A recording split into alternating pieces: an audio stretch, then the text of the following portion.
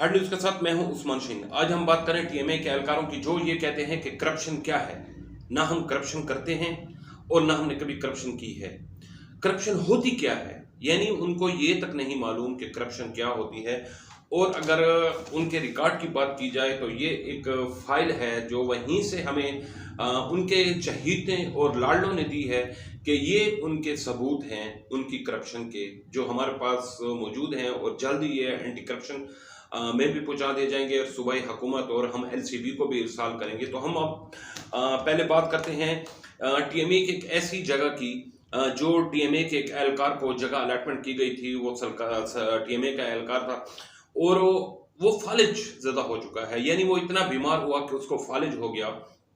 जो टीएमए के ये जो एहलकार हैं जो कहते हैं करप्शन क्या होती है, तो उन्होंने उसके फालिज में बीमार होने का फायदा उठाते हुए उसकी ही प्रॉपर्टी को जो उसने टीएमए से ली हुई थी, जो टीएमए ने अपने एक एहलकार को फ्राहम की थी लीज पर कह दें, रेंट पर कह दें, उसको ही पार कर दिया लाख रुपए के एवज। और उसमें 50% जो है, 50% से भी कम अगर कहा जाए तो उसके बेटे को दिया गया और उसका बेटा भी कहीं शिफ्ट हो गया। अब बात फिर वही आ जाती है कि करप्शन क्या होती है। भाई ये करप्शन नहीं है तो क्या है? टीएमए की एक प्रॉपर्टी जो वो शख्स बीमार हुआ तो आपने उसकी बीमारी का फायदा उठाते हुए इसकी प्रॉपर्टी को ही पार कर दिया। अब फालिज ज़्यादा एक मरीज जो ना बोल सकता है ना ही वो अपने हाथ पांव हिला सकता है, उसके अंगूठे किसने लगवाए? उसके अंगूठे ज़ाहिर उसके बेटे लगवाएंगे या टीएमए के एहलकारों ने लगवाएंगे जिन्होंने कागजात तैयार किए। लेकिन कन्फर्म जो इतलात हैं, जो सबूत हैं, जो हमारे पास ये जो कुछ कागजात जो मैं आपको दिखा रहा हूँ, ये कागजात हैं। तो यानी उसकी प्रॉपर्टी को पार कर दिया गया लाख रुपए के एवज। और एक जो फिगर हमारे पास आया है, जो एक फिगर 35 लाख 35 लाख रुपया उसके बेटे को दिया गया। अब ये अल्लाह की ज़ात बेहतर जानती है, इससे कम भी हो सकते हैं, इससे ज़्यादा भी हो सकते हैं, लेकिन यह है कि इसका सौदा इसका मतलब है कि लाखों रुपए में किया गया, जो 35 लाख उसके बेटे को दिया गया। अब इस पर टीएमए हकाम जो हैं, अफसरान, वो खामोश हैं। क्यों? उसका रेंट जमा हो रहा है। भाई रेंट कौन जमा करा रहा है? जब एक शख्स फालिज ज़दा है, एक शख्स फालिज का मरीज है, तो उसका रेंट कौन जमा करा रहा है? क्या वो खुदा का टीएमए में जमा करा रहा है? अगर वो टीएमए में जमा नहीं करा रहा तो टीएमए ने क्या उसकी प्रॉपर्टी को जो है अपने कब्जे में ले लिया है? अगर एक बंदा बीमार है, कई सालों से फालिज का मरीज है, कोमे में है, तो उसकी प्रॉपर्टी को जो है किसने बेचा? किसने किसी और के नाम पर ट्रांसफर किया और किसने उस पर दस्तखत किए? किसने कागजात तैयार किए? ये मेरा सवाल है। आप कहते हो कि करप्शन क्या होती है? करप्शन क्या होती है? करप्शन कैसे करते हैं? करप्शन का हमें पता नहीं है। अपनी तुम लोगों ने जदादे देखी हैं?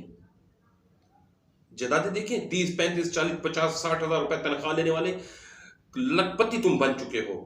टीएमए से ज्यादा तो तुम्हारी इनकम है और साथ तुमने टीएमए को विरासती भी बना रखा है।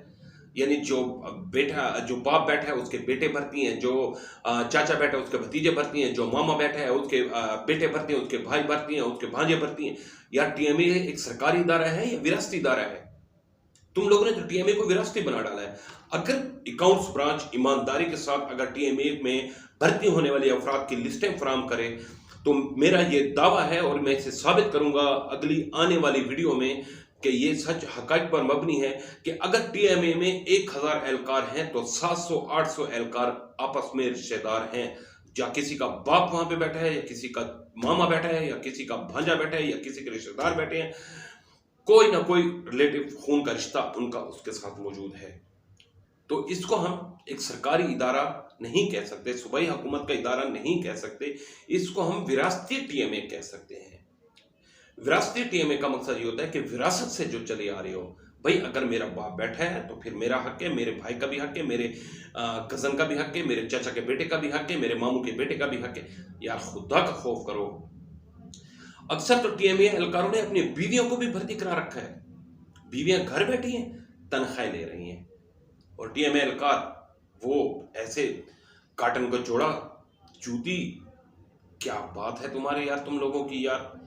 विरासती टीएमए बनाने के बाद टीएमए की प्रॉपर्टी को भी साफ करते जा रहे हो यार। किसी के लिए तो कुछ छोड़ो, किसी को और जो एहलकार पहले बाद में भर्ती होके आएंगे उनके लिए कोई करप्शन की चीजें भी छोड़ो यार।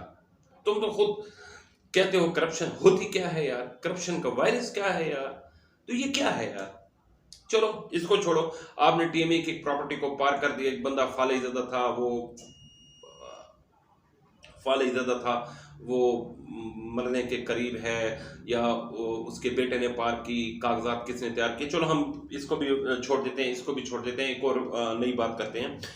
गुलाम अब्बास मियाना, वो तो मानते हो फोत हो चुका है, तो जब फोत हो चुका है तो उसकी प्रॉपर्टी को टीएमए कब्जा में क्यों नहीं लेती? 3 कनाल 17 मरले, किस चीज का इंतजार है?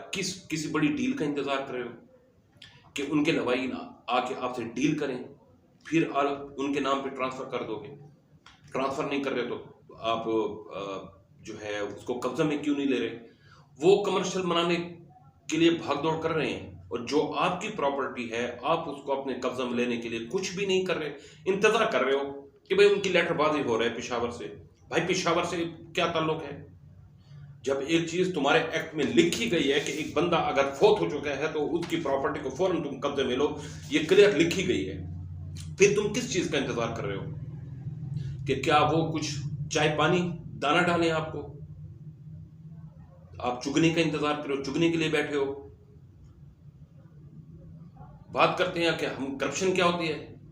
अभी तो ये आगाज है, अभी तो हमने आगाज किया है, अभी तो हम आगे बढ़ेंगे, बताएंगे कि आपके कौन कौन से रिश्तेदार वहां पे बैठे हैं, कौन कौन बैठा है, विरासती कैसे बनाई गई। तो फिलहाल तो हम बात करें गुलाम अब्बास मियाना की। तो हमने पहला भी एक प्रोग्राम किया था कि गुलाम अब्बास मियाना की प्रॉपर्टी को यार टीएमए कब्जा मिले, उसको कमर्शियल बनाए। करोड़ों रुपए की प्रॉपर्टी है और टीएमए का बुरान खत्म हो सकता है, एक बड़ा प्लाजा बन सकता है यहाँ पे। टीएमए का बुरान खत्म होता है, तनख्वाहों और पेंशन को जो हर साल मसला बना होता है, हर महीने मसला होता है, ये खत्म हो जाएगा। लेकिन कोई आगाज तो करे ना यार। तो हम नेक्स्ट एपिसोड में हम आपको बताएंगे कि असल कहानी गुलाम अब्बास मियाना के फौत होने के बाद क्या शुरू हुई, और उसमें कौन कौन क्या किरदार अदा कर रहा है। Head clerk right to information act के तहत दी जाने वाली दरख्वास्त को क्यों इधर उधर कर रहा है, और वो कौन सा टीएमए एहलकार है जो फालिज का मरीज था, और डील कराने वाला कौन था, और किसने प्रॉपर्टी ली है, और किसने कागजात तैयार किए हैं। ये सारे सबूत हम आपको जरूर दिखाएंगे। ये जो फाइल है ये एक ऐसे समझे जादू की टोकरी है। अब इसमें जब एहलकारों के ये अमाल नामे निकलेंगे, और हैरानगी की बात यह है कि जो टीएमए एहलकार उनके साथ बैठते हैं वो खुद ही एक रिकॉर्ड फराहम कर रहे हैं। तो अभी उस्मान शहीन को फिलहाल इजाजत दीजिए, हमने जो आगाज करना था वो कर दिया है। तो नेक्स्ट एपिसोड में हम कुछ अहम इंकशाफात करेंगे और एहलकारों के नाम भी बताएंगे। तो उस्मान शहीन को इजाजत दीजिए। अल्लाह हाफिज।